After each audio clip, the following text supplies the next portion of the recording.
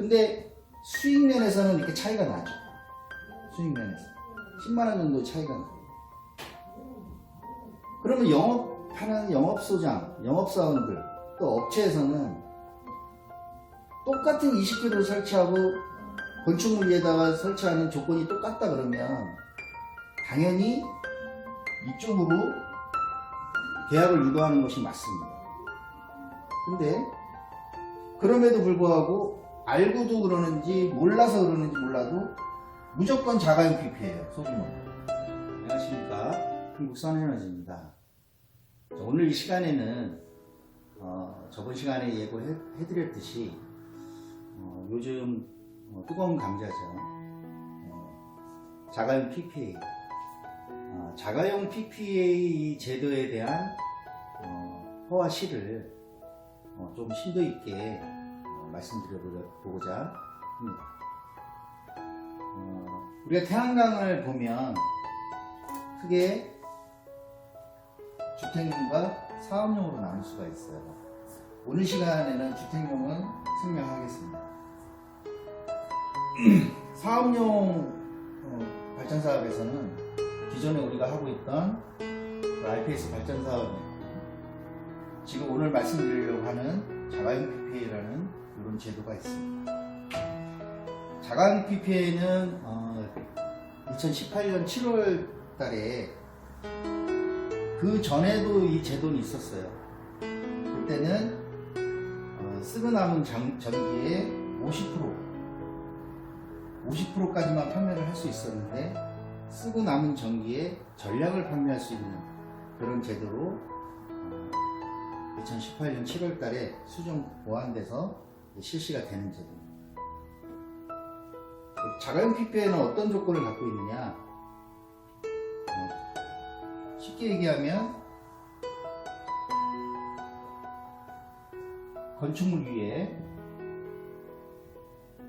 위에는 10kg 이상부터 1000kg까지 설치가 가능해요. 이 자가용 PPA에서 핵심은 뭐냐면 대지나 잡종지에도 설치가 가능하다. 단 85제곱미터 이하. 저희가 설치를 해보면 한 15kg 정도가 설치가 가능합니다.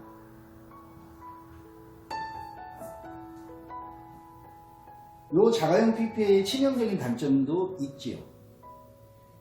건축물 위에다 하든 대지나 잡종지에다 설치를 하든 자가용 PPA는 가중치가 붙질 않습니다.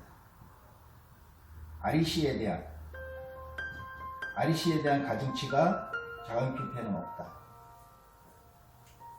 자, 우리가 그러면 이미 우리가 매전을 할 때 매전 단가는 이미 에너지관리공단에 고시가 되어 있어요. 그럼 우리가 예를 들어서 20kg를 설치한다. 우리가 20kg라고 얘기하는 것은 19.86 이렇게 되는 거예요. 20kg 미만이기 때문에. 통상적으로 20kg라고 계산을 했을 때 수익률을 한번 보자고요. 자가용 PPA 같은 경우에 20kg 곱하기 하루 일조량을 1조 시간을 3.8시간 곱하기 30일 한 달 기준입니다. 단가가 184원이에요. 킬로gram. 계산을 하면 419,520원이라는 매전 금액이 나와요. 근데 이것은 뭐냐? 집에서 사용한 전기를 상계를 하고 나머지를 파는 거예요. 그럼 집에서 얼마만큼의 전기를 썼는지가 우리가 확인이 안 됩니다. 통상적으로 뭐 주택이라 그러면 한 7만원어치 전기를 쓸 수도 있어요. 그럼 여기서 7만원을 제외하고 나머지 금액이 한 30만 5만원 되겠죠. 이것이 자가용 PPA로 해서 얻어지는 수익입니다. 근데 여기서 문제는 뭐냐면 이 41만 9,520원이라는 이 금액은 통상적인 평균 금액이에요. 평균 금액. 이게 겨울로 내려가면은 20만원대로 떨어집니다. 물론 여름 들어가면서는 이게 뭐 50만원대로 올라가겠죠. 올라가요. 이 자가용 PPA라는 이 제도를 통해서 이 정도의 수익이 나온다는 것은 이미 고지된 단가들이 있기 때문에 여기서 크게 움직이지는 않아요. 근데 여기서 문제가 발생되는 것이 뭐가 문제가 발생이 되느냐. 이런 41만 9천 원 정도의 매전 수익이 나온다는 것을 영업소장이 정확하게 고지를 했느냐. 정확하게 고지를 했느냐. 또 한 가지는 이 사업주가 얼마만큼의 사업비를 자기 부담금으로 했느냐. 그래서 은행의 원금이자 갚는 비율이 어느 정도냐에 따라서 이것이 겨울로 들어갔을 때에는 20만원대에서 자기 쓴 전기 요금을 상계를 하고 나머지 수익이기 때문에 그 수익이 자칫하면 원금 이자에도 미치지 못할 수가 있다. 그런 경우는 어떻게 해요? 자기 돈을 집어넣어야 돼요. 넣어서 그 달을 지나가야 돼요. 이게 처음 영업사원들이 설명했던 거하고 내용이 많이 다를 수가 있어요. 그러면 여기서 크레임이 발생하는 거예요. 그러면 이제 영업사원들은 얘기를 하죠. 지금 겨울이니까 해가 약하고 해도 짧고 뭐하고 해서 그런 거지.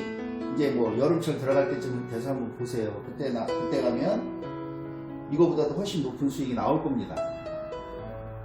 맞는 얘기기는 해요. 그러나 사업주는 거기까지 이해를 안 해요. 특히 내가 쓴 전기를 상계한다는 것조차도 잘 이해를 안 하려고 해요. 오로지 내 통장에 들어오는 돈이 얼마냐, 그것만 따진 사업주들이 거의 대부분이에요. 이거는 대출을, 만약에 사업비를 전량을 대출을 받았다 그러면 굉장히 위험한 수익구조죠. 수익구조. 그러면 20kg를 그냥 소규모 발전 사업, 건축물이 하면 거기에 대입을 해볼게요. 소규모 똑같이 20kg, 3.8시간, 30일, 얘는 가중치가 들어가갖고 229원. 그러면 한 달에 평균 52만 2,120원이 나옵니다. 여기하고 거의 10만원 정도 차이가 나죠. 그러면 같은 20kg이기 때문에 자가용 PPA로 하나, RPS 사업으로 하나, 시공비는 똑같아요. 근데 수익면에서는 이렇게 차이가 나죠. 수익면에서 10만원 정도 차이가 나요. 그러면 영업하는 영업소장, 영업사원들, 또 업체에서는 똑같은 20kg를 설치하고 건축물 위에다가 설치하는 조건이 똑같다 그러면 당연히 이쪽으로 계약을 유도하는 것이 맞습니다. 근데 그럼에도 불구하고 알고도 그러는지 몰라서 그러는지 몰라도 무조건 자가용 PPA예요. 소규모. 이거 잘못된 거죠. 그럼 왜 그럴까? 왜 자가용 PPA로만 그렇게 영업을 할까? 여기에는 또 내용이 있습니다. 어떤 내용이냐? 발전 사업은 뭐 30kg를 하든 100kg를 하든 뭘 하든 기본적으로 걸리는 기간이 있어요. 인허가 기간이 있어요. 보통 보면 짧게는 노지에다 하지 않고 건축물 위에다 하는 경우에 보통 보면 6개월 정도가 소요가 됩니다. 근데 이 자가용 PPA는 뭐냐면 신고제예요. 신고. 허가 사항이 아니에요. 신고제. 그러니까 자가용 PPA는 같은 20kg 시공을 해도 아무리 길어야 두 달이면 다 끝납니다. 두 달. 그러나 소규모 발전 사업은 6개월 정도, 인허가 과정까지 다 포함해서 6개월 정도가 걸려요. 그러면 영업사원이나 업체에서 자꾸 자가용 PPA 쪽으로 얘기하는 것은 뭐가 근본적으로 틀렸냐? 이 공사기간이나 이런 기간들이, 총 기간들이 2달 안으로 다 끝나니까 영업사원의 영업비도 2달 안으로 다 끝나는 것이고, 업체도 2달 안으로 잔금까지 해서 다 끝나는 거예요. 그러니까 이것은 초점을 어디다 맞추고 있는 제도냐? 실질적으로 업체하고 영업사원한테 맞춰져 있는 거예요. 발전사업인데도 불구하고. 그러나 이 RPS 발전사업이 여기에다 초점을 맞춘다는 건 뭐냐? 사업주의, 소비자의 수익에 초점을 맞추기 때문에 같은 20kg를 설치한다 해도 여기다가 비중을 두는 것이 맞아요. 발전사업이라는 것이 뭐겠어요? 전기를 생산해서 전기를 팔아서 수익사업을 하는 거예요. 그러면 모든 결과물을 봤을 때 우선순위가 사업주의 소득이 우선순위예요. 절대 영업사원이나 업체의 영업비 수익이나 업체 수익이 우선될 수가 없어요. 근데 이 제도는 실질적으로 영업사원이나 업체를 우선적으로 하는 거예요. 공기가 짧기 때문에.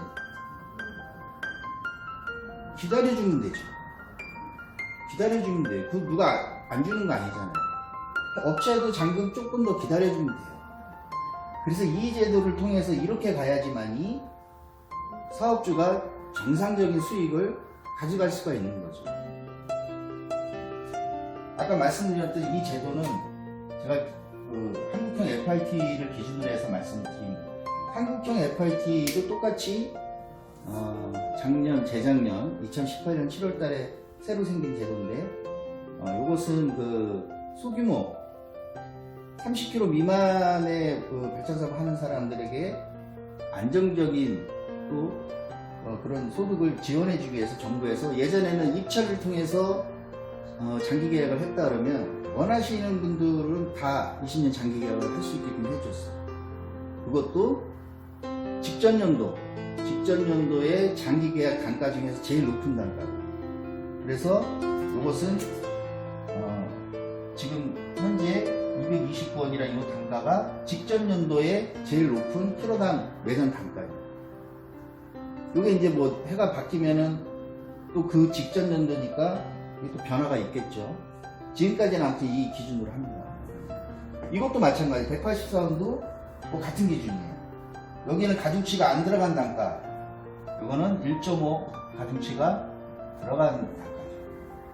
그리고 같은 사업비를 내고 발전사업을 하는데 이 금액으로 하는 것이 수익이 훨씬 높은 것이지 이건 아니라는 거예요.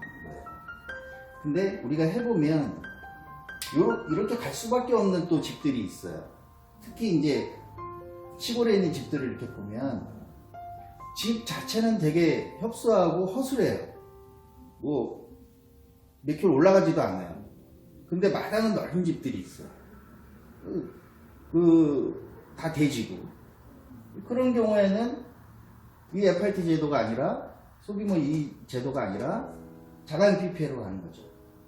그래서 가중치는 못 받다 하더라도 넓은 마당을 활용할 수가 있는 것입니다. 단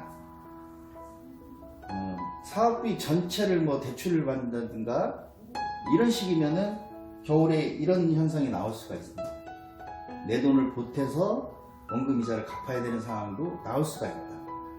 그래서 이 자가용 PPA는 하려면 그래도 전체 견적의 공사비의 한 50% 정도는 자기 부담을 하고 나머지는 뭐 융자를 받든지 해서 진행하시는 것이, 그래야지만이 겨울이 됐든 뭐 이렇게 됐을 때에도 담은 얼마라도 자기 소득이 나오는 것이고, 발전량이 많은 계절에는 그보다 더 높은 수익을 창출할 수가 있는 것이죠. 그래서 저희 같은 예를 들자면은 거의 90% 이상은 저희는 소규모다 그러면은 전부 FIT로 저희는 진행을 시켜드려요. 그 영업하는 직원들한테도 충분히 설명을 해주고, 이렇게 FIT로 소규모지만 이런 수익이 나와야 줘야지만이 또 소개도 하고, 사업주가 만족을 해야지 또 소개도 하고, 그러면서 영업의 영역도 넓어지고 사업도 확장이 되는 것이죠. 이렇게 해서 무리하게 자가용 PPA로 들어갔다가 크레임 걸리고 문제 생기면은 어떻게, 저번에도 말씀드렸는데 어떻게 해요? 전화번호 바뀌고, 영업사원들 전화번호 바꾸고, 그러니까 가버리면 그만이에요. 이거 다 업체가 떠안고 가는 거예요. 그래서 실질적으로 지금 저희 지역의 그 태양광 업체들도 보면 이 자가용 PPA를 안 받아요. 안 받, 이제는 그 자가용 PPA를 안 받아요. 아예 사업 자체를 안 해요. 하더라도 한국형 FIT를 통해서 소규모 발전 사업은 그쪽으로 진행하는 케이스가 거의 많아졌어요. 그래서 이 자가용 PPA 이 제도를 제가 뭐 이렇게 폄훼하거나 이러는 것은 아닌데, 정확한 수익 구조에 대한 설명이 돼 있고 그 사업주가 그 내용을 다 이해를 하고 자가용 PPA를 하겠다 그러면 하면 돼요. 될 수 있으면 이 사업비에 대한 자기 부담 그 비율을 높여서 하면 되죠. 근데 정확하게 수익 구조를 분석을 안 해주고 어떤 부풀리기가 있거나 이런 식이면 뭐 돈 한 푼 안 들이고 다 대출, 소규모니까 다 대출 받아서 하셔도 됩니다. 뭐. 그러면 나중에 이게 진짜 자기 돈 보태서 할 확률이 분명히 있다는 거예요. 이 지금 나와 있는 한국형 FIT 제도는 제가 볼 때는 우리 소규모로 이렇게 하시는 분들한테는 굉장히 이로운 그런 제도인 것 같아요. 그래서 내가 갖고 있는 건축물, 내가 갖고 있는 뭐 축사, 저 한국형 FIT 같은 경우는 농업인, 뭐 어업인, 축산 이런 분들은 100km 미만까지도 가능하기 때문에 이 제도를 활용해서 소규모 발전 사업을 하시면 지금 뭐 REC가 뭐 어떻게 움직이고 S&P가 어떻게 움직이는 거에 대해서 크게 구애받지 않고 직전 연도에 가장 높은 단가로 20년 동안 안정적인 고소득을 창출할 수 있다. 그런 말씀을 다시 한번 드립니다. 그래서 이 자가용 PPA를 생각하고 계신 분들, 우리가 이해하기는 쉬워요. 쓰고 남은 전기 팔 수 있다. 얘기하기도 쉽고 알아듣기도 쉬워. 그러나 여기는 치명적으로 가중치가 없는 제도고 내가 얼만큼 집에서 썼는지가 확실하지가 않죠. 그거를 상계하고 나머지를 파는 거기 때문에 정확한 수익 구조를 뽑기가 어렵다 이것은. 그래서 모르겠습니다. 저희는 같은, 예를 들어서 20kg라고 봤을 때 같은 사업비를 들여서 발전 사업을 한다 그러면 저희는 소규모 발전 사업 한국형 FIT 계약으로 20년 장기 계약을 하는 것을 저희는 추천을 드려요. 그래서 오늘은 저번에 말씀드렸듯이 왜 자가용 PPA를 영업사원들이 그렇게 고집을 할까?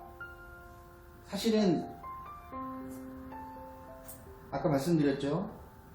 내 영업비가 빨리 나오잖아요. 영업수당이 빨리 나오죠. 업체도 잔금까지 처리가 2달 안으로 다 끝납니다. 근데 그것은 영업사원하고 업체 위주로 보는 시각인 것이고, 실제로 이 돈을 들여서 발전사업 하시는 사업주의 시각으로 본다 그러면, 조건이 같다 그러면은 소규모 발전사업 한국형 FIT로 20년 장기 계약하는 것이 훨씬 유리한 제도다. 네, 여기까지만 말씀을 드리겠습니다.